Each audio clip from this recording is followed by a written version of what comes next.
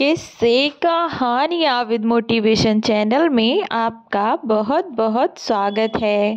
तो दोस्तों, आज की हमारी कहानी का शीर्षक है बीमार माँ को घर में छोड़ बेटा बहू गए पार्टी करने। वापस आकर देखा तो पूरे घर में खून। आखिर किसके साथ हुई अनहोनी? कौन था गलत? तो चलिए शुरू करते हैं अपनी आज की कहानी। बहू के लिए उसकी मर्जी से जीवन जीने में रोड़ा बनी सास, तो बहू ने सास के साथ कुछ ऐसा किया कि देखने वालों की रूह कांप गई। शोभा जी अपने बेटे और बहू के साथ आकर शहर में ही रहने लगी थी। जब से उनके पति राजेंद्र बाबू की मौत हुई, तब से बेचारी गांव में बिल्कुल अकेली पड़ गई थी। 2 साल पहले शोभा जी के पति राजेंद्र बाबू की मौत एक ट्रेन दुर्घटना में हो गई थी। इसके बाद से शोभा जी बिल्कुल अकेली पड़ गईं और गांव के सभी लोगों ने उन्हें सलाह दी कि वह अपने बेटे विकी के साथ शहर में रहने के लिए चली जाएं। कम से कम वहां 2 वक्त की रोटियां मिलती रहेंगी और बेटे बहू के सहारे उनका समय भी कट जाया करेगा। शोभा जी को भी यह बात ठीक लगी, किंतु वह अपनी बहू के व्यवहार से परिचित थी। उनकी बहू अपनी सास और ससुर को जरा भी पसंद नहीं करती थी।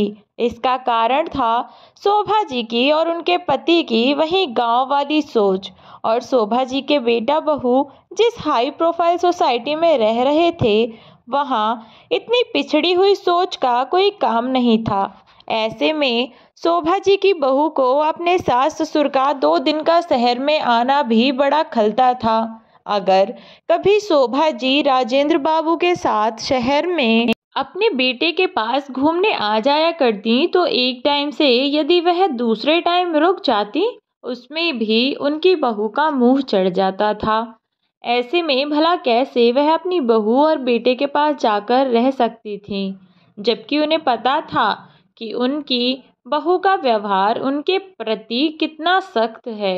वह उन्हें अपने घर में देखना बिल्कुल पसंद नहीं करती। ऐसे में कैसे वह अपनी बहू के घर जाकर बैठ जाती। अतः शोभा जी ने साफ शब्दों में मना कर दिया। हालांकि उनके बेटे ने उन्हें बहुत मनाने की कोशिश की। माँ, यहाँ घर पर अकेली क्या करोगी? वहाँ काम से कम रीता के साथ रहोगी तो तुम्हारा भी मन लगा रहेगा और रीता का भी, दोनों को एक दूसरे के साथ मिल जाएगा। और भला इससे अच्छा क्या हो सकता है? मैं भी सुबह सुबह ऑफिस निकल जाता हूँ और बेचारी रीता के दिन पूरे दिन घर पर अकेली बोर हो जाती है। ऐसे में आप उसके पास रहेंगी तो उसे भी अच्छा लगेगा। शोभा जी तो सच्चाई बहुत अच्छे से जानती थी, परंतु यह बात भी है कि उसे वह क्या कहती। अपने कारण अपने बेटे का घर बर्बाद तो नहीं कर सकती थी, इसीलिए वह बोली, बेटा, मैं यहाँ अकेली कहाँ हूँ। हर समय तेरे पापा की याद मेरे साथ है। जब तक मैं घर से जुड़ी रहूँगी तब तक मैं अकेली नहीं रहूँगी। इस घर में तेरे पापा के प्राण बसते थे। इस घर की हर एक चीज़ से उनकी यादें जुड़ी हुई हैं। जब तक यह घर है तब तक तेरे पापा भी जिंदा हैं, और उनके होते हुए भला मैं अकेली कैसे हो सकती हूँ। तो तू परेशान मत हो, मैं यहाँ बिल्कुल ठीक हूँ। तू निश्चिंत होकर जा। मुझे किसी भी तरह की कोई परेशानी नहीं है, और अगर कोई परेशानी हुई तो मैं सबसे पहले तुझे ही बताऊंगी। ठीक है, इसीलिए तू बिल्कुल परेशान मत हो और निश्चिंत होकर जा। अब शोभा जी अपने घर पर ही रह रही थी। वह अकेली बैठी रहती थी और सच में वहाँ उनका मन तो नहीं लगता था, लेकिन कर भी क्या सकती थी। अब है जीवन, उन्हें इसी तरह से काटना था। अपने बेटे को वह दुख नहीं देना चाहती थी, इसलिए कभी भी अपना दुख उसके साथ बताती नहीं। दिन रात बस अपने पति राजेंद्र जी की यादों में खोई रहती थी। और ऐसे ही एक दिन सीढ़ियों से उतरते उतरते न जाने किस सोच में डूबी हुई थी कि उनका पैर फिसल गया और उनके पैर की हड्डी टूट गई। जैसे ही यह खबर विकी को मिली, वह उसी दिन अपनी माँ के पास पहुँच गया। देखा तो वहाँ विक्की के पड़ोस की काकी बैठी हुई थी। विक्की ने पड़ोस की काकी से पूछा, काकी आपने माँ को दवाई दिला दी क्या? किस डॉक्टर के पास लेकर गए थे आप उन्हें? उसने अपने चचेरे भाई से पूछा तो वह बोला, यही गांव में एक डॉक्टर है, उसी को दिखाया था। विक्की ने देखा कि उसकी माँ लगातार दर्द में कराह रही थी, तो वह अपनी माँ को लेकर शहर के अच्छे अस्पताल में पहुंचा और वहीं उनका इलाज करवाया। शोभा जी के पैर पर डॉक्टर ने एक प्लास्टर चढ़ा दिया और उन्हें 1 महीने का बेड रेस्ट बोला। शोभा जी की सेवा करने वाला और कोई नहीं था। अतः विक्की ने उनसे कहा, माँ अब आप बिल्कुल जिद नहीं करेंगे और आप मेरे साथ शहर में ही रहेंगी। इस पर शोभा जी ने कहा, नहीं बेटा, मैं बिल्कुल ठीक हूँ, मुझे कुछ नहीं हुआ और ऐसी छोटी मोटी चोट तो लगती रहती है। अभी इतनी भी बूढ़ी नहीं हुई हूँ कि अपना काम न संभाल सकूँ, कम से कम अपनी देखभाल तो कर ही सकती हूँ। विक्की ने अपनी माँ के कंधे थपथपाते हुए कहा, अरे नहीं माँ, किसने कहा आप कमज़ोर हैं? आप तो बहुत बहादुर हैं और बहुत स्ट्रॉन्ग भी हैं। कमज़ोर तो जीता है, चूहे से भी डरती है, इसलिए तो आपको उसके पास लेकर जा रहा हूँ। उसे भी अपनी तरह थोड़ा बहुत बहादुर बना दीजिए, ताकि छोटी छोटी चीज़ों से कम कॉकरोच और चूहे से तो ना डरे। विक्की ने यह कहा और दोनों माँ बेटे हंस पड़े। फिर विक्की बोला, तो माँ अब आप मेरे साथ घर चल रही हैं और हम सब शहर में एक साथ रहेंगे। और जहाँ तक बात रही यहाँ गांव की, तो यहाँ का बाद में देखा जाएगा। विक्की अपनी माँ को शहर लेकर चला गया और शाम तक वे दोनों विक्की के घर पहुँच चुके थे। शाम को अपने बेटे के साथ उसके घर में चली तो गईं, लेकिन उनका मन ही मन में इस बात को सोचकर डर भी रही थीं कि जब उनकी बहू उन्हें अपने घर पर देखेगी तो कैसे बर्ताव करेगी।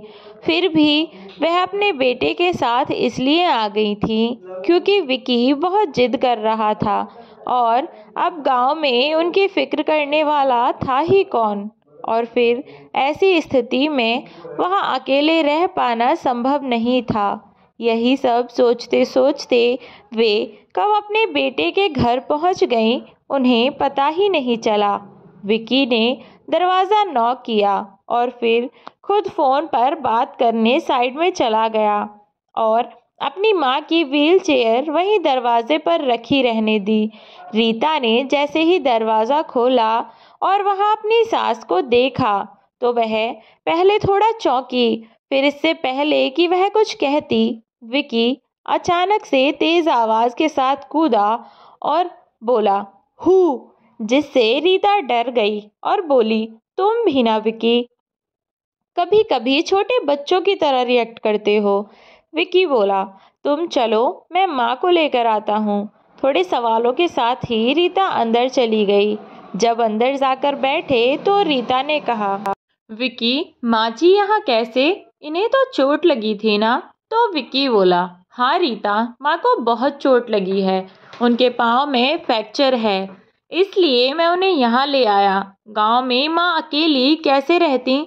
अब यहाँ कम से कम तुम्हारे भरोसे मैं माँ को छोड़कर आराम से अपने काम पर ध्यान दे सकता हूँ और माँ आंखों के सामने रहेंगी तो कोई चिंता भी नहीं रहेगी मुझे।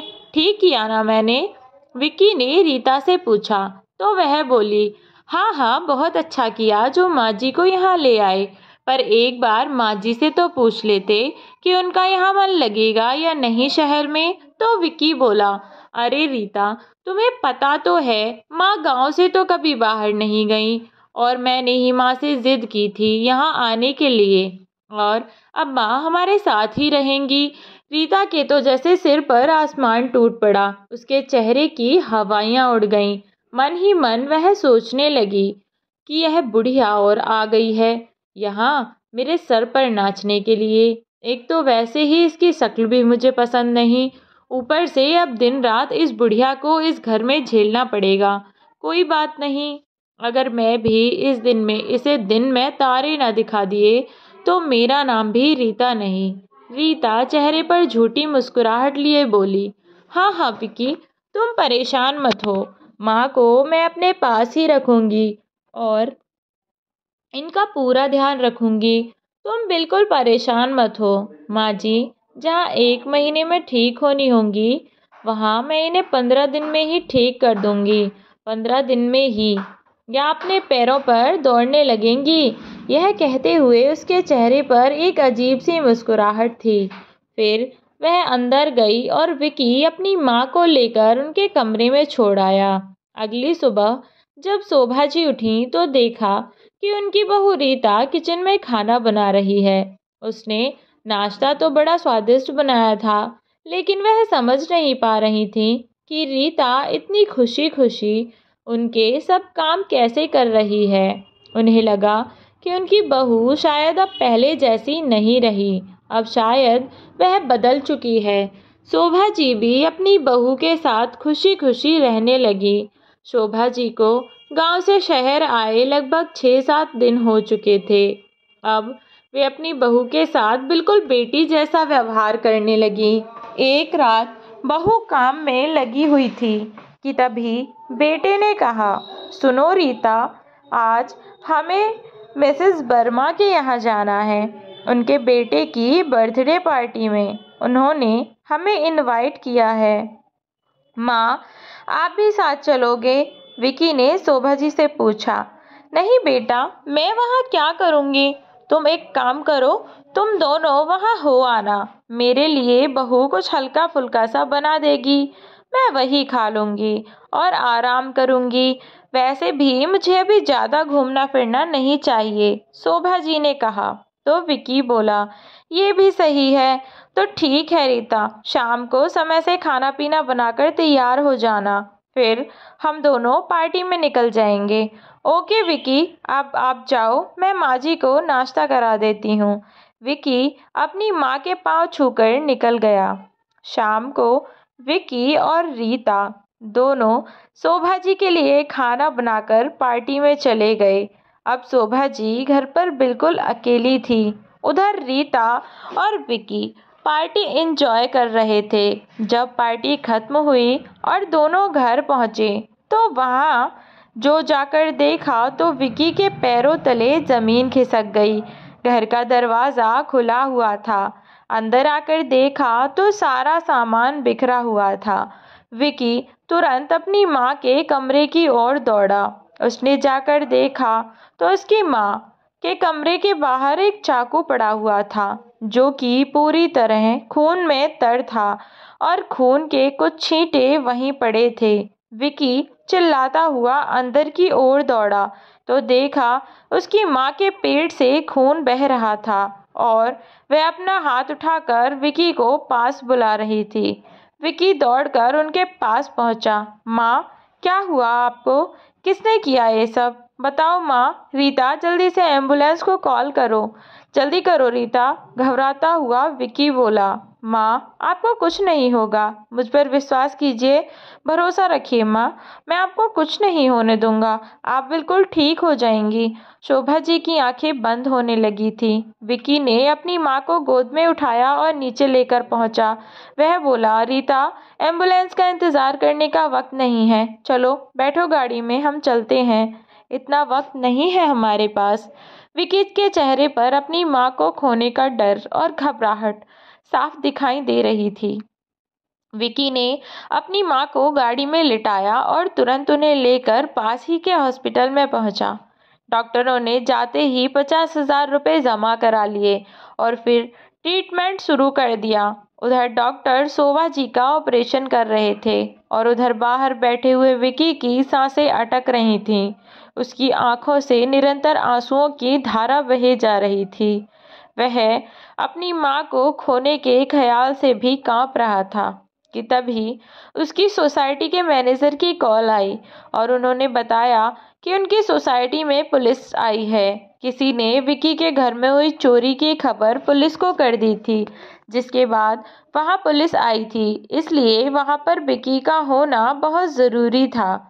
इसलिए ना चाहते हुए भी विकी को घर जाना पड़ा। घर जाकर उसने देखा वहां पर पुलिस और मीडिया के लोग आए हुए थे। पुलिस ने विकी से अपने घर का मुआयना करने को कहा ताकि पता चल सके कि घर से क्या क्या चीज़ें गायब हुई हैं।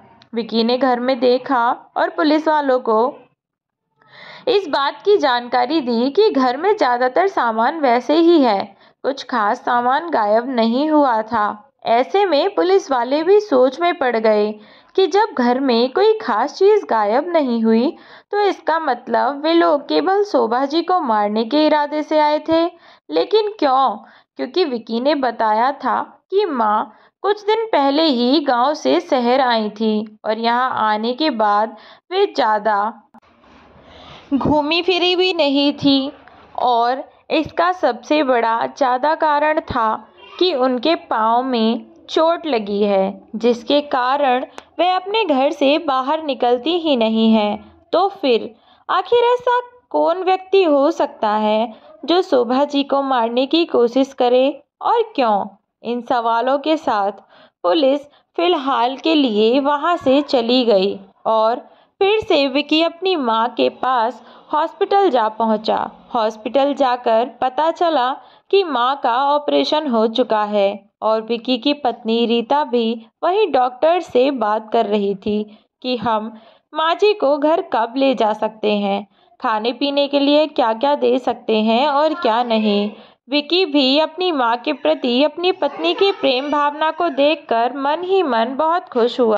फिर वह अंदर जाकर बोला, रीता ये लो फ्रूट्स हैं, रख देना। सुबह माँ को ये फ्रूट्स काट कर दे देना, अभी तो माँ होश पे नहीं है।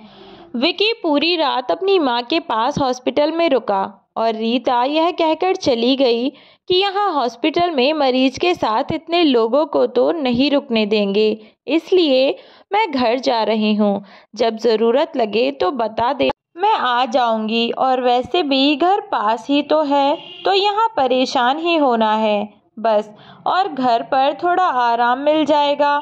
इस पर विकी ने कहा, बात तो सही है, वैसे ठीक है, परेशान मत हो तुम, घर जाओ, मैं हूँ यहीं पर। रीता घर चली गई और विकी वहीं रुक गया। अब विकी मन ही मन कुछ सोचने लगा, फिर उठा और नर्स को शोभा जी का ध्यान रखने का कहकर वह ऑटो लेकर रीता के पीछे पीछे गया। पर यह क्या, विकी और रीता जिस बिल्डिंग में रहते थे वह बिल्डिंग तो पीछे ही छूट चुकी थी। फिर इतनी रात गए रीता कहाँ जा रही थी? इसी सवाल को मन में लिए विकी उसके पीछे पीछे चले जा रहा था। बहुत दूर तक जाने के बाद रीता ने गाड़ी को एक टूटी हुई कंस्ट्रक्शन साइट में अपनी गाड़ी घुसा दी। पीछे पीछे विकी ने ऑटो से उतरकर पीछे पीछे जाना शुरू किया तो देखा कि वह उस टूटी हुई बिल्डिंग के अंदर चली गई। और फिर पीछे पीछे विकी जब अंदर गया तो देखा कि रीता उसके पड़ोसी के साथ थी। वे दोनों गले लगे और रीता उसे डांटती हुई बोली, तुमसे भी ना हद है बिल्कुल, तुमसे उस बुढ़िया का भी काम तमाम नहीं हुआ। वैसे तो बड़ी बड़ी बातें करते हो तुम कि तुम्हारे लिए मैं कुछ भी कर सकता हूँ, अपनी जान दे सकता हूँ, किसी की जान ले सकता हूँ, बस सब कहने की बातें हैं, है ना? तुमसे मैंने एक छोटा सा काम बोला, लेकिन तुमसे तो इतना भी नहीं हुआ कि उस बुढ़िया को रास्ते से हटा दो। बिल्कुल बेकार हो तुम, किसी काम के नहीं, कोई फायदा नहीं है तुमसे बात करने का। अब उस बुढ़िया को रास्ते से हटाने के लिए मुझे ही कुछ करना पड़ेगा। जब डॉक्टर कल इंजेक्शन लगाकर बोतल चढ़ाएंगे तब उसी बोतल में जहर का इंजेक्शन डाल दूंगी, जिससे कि उस बुढ़िया का काम भी खत्म हो जाएगा और किसी को पता भी नहीं चलेगा। विकी ने सही समय पर अपने दिमाग का इस्तेमाल करते हुए उन दोनों की ये सारी बातें अपने फ़ोन में रिकॉर्ड कर लीं और अपने दोस्त को वीडियो भेज दी। इसके बाद विकी ने वहां से भागने में ही अपनी भलाई समझी, क्योंकि उसे अंदाज़ा हो गया था कि अगर ये लोग उसकी माँ को मारने का प्लान बना सकते हैं तो उसके साथ भी कुछ भी गलत हो सकता है। बस फिर क्या था, वह वहां से झटपट भागने लगा और भागते भागते अंधेरे के कारण उसके पाँव में कोई कील लग गई, जिससे उसकी चीख निकल गई।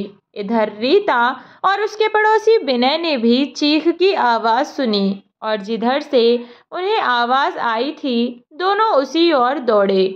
विकी वहीं पर एक पिलर के पीछे छुप गया और अपने दोस्त को अपनी लोकेशन के साथ ही मैसेज भेजा कि उसकी जान खतरे में है और वह किसी भी वक्त अपने दुश्मनों के हाथ आ सकता है। विकी ने मैसेज करने के बाद फ़ोन जेब में रखा और इधर विनय और रीता उस इंसान को ढूंढ रहे थे जिसकी उन्होंने चीख सुनी थी।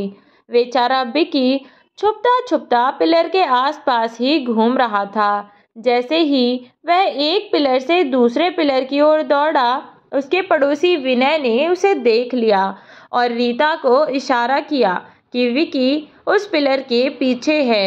दोनों चुपके से आए। जैसे ही विनय ने विकी को देखा तो विकी ने पीछे की ओर दौड़ना चाहा, लेकिन वहाँ उसकी पत्नी रीता खड़ी हुई थी। वह बोली, ओह, तो तुम्हें भी तुम्हारी माँ की आदत लग गई है। जासूस बनने का तगड़ा शौक चढ़ा है माँ बेटे को। अरे यार, क्या ज़रूरत थी इतनी जासूसी करने की। हमारी हिट लिस्ट में तुम तो थे ही नहीं। तुम तो खामखा बीच में आए। खैर, अब बीच में आ ही गए हो तो रास्ते से तो हटाना ही पड़ेगा। यह कहते हुए वह पीछे हटी और विनय ने उसके हाथ में एक गन थमा दी और उसके हाथ में गन देते हुए बोला, बस अब इसका खेल खत्म कर दो, फिर ना ये रहेगा ना इसकी माँ। बस हम दोनों होंगे जो इसकी ही प्रॉपर्टी पर ऐश करेंगे। विकी ने थोड़ा समय खींचने के लिए रीता से बात करना शुरू किया। विकी बोला, रीता, तुमने मेरे साथ ऐसा क्यों किया? मैंने तो हमेशा तुम्हें अपना सब कुछ माना। मैंने तुम्हारी खुशी के लिए क्या कुछ नहीं किया और तुम मेरी ही माँ की जान की दुश्मन बन गई। आखिर मेरी माँ ने तुम्हारा क्या बिगाड़ा था? थोड़ी तेज आवाज़ करता हुआ विकी बोला। तो रीता और तेज आवाज़ में बोली, ज़्यादा चीख मत, वरना इन सवालों के साथ ही मरेगा तू। जानना चाहता है तो सुन, सब कुछ सही चल रहा था, तेरी ऑफिस लाइफ और हमारी लव लाइफ। फिर तुझे क्या ज़रूरत थी उस बुढ़िया को इस घर में लेकर आने की? मुझे लगा कि बुढ़िया मर जाएगी तो फिर से सब कुछ पहले की तरह नॉर्मल हो जाएगा, पर तू यहाँ भाग चला आया। क्या ज़रूरत थी तुझे यहाँ आने की? आराम से वहीं हॉस्पिटल में पड़ा रहता, सुबह आ ही जाती तेरे खाने पीने का सामान लेकर।